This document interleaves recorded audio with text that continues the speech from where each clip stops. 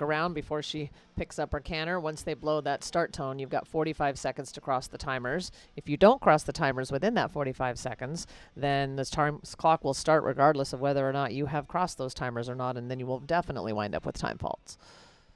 Yeah, in this case, you can't waste even a fraction of a second, so you definitely want to get there in time.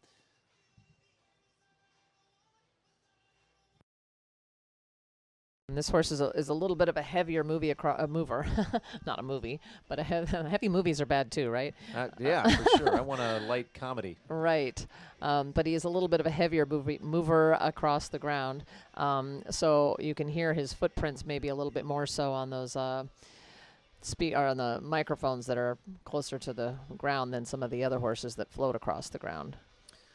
Which is slightly ironic because when Magic Mike was in the jog the other day, he was quite light afoot. He was sort of springing his way down that jog.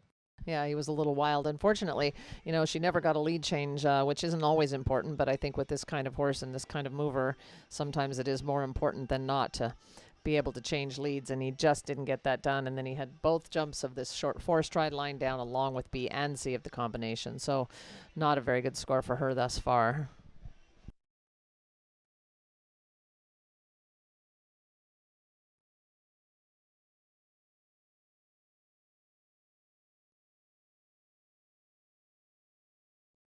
Good, but I think Carol will go ahead and finish the course because this horse is still inexperienced, even though he is 11 years old. So I think she wants to give him as much of a positive ride and good experience as she can.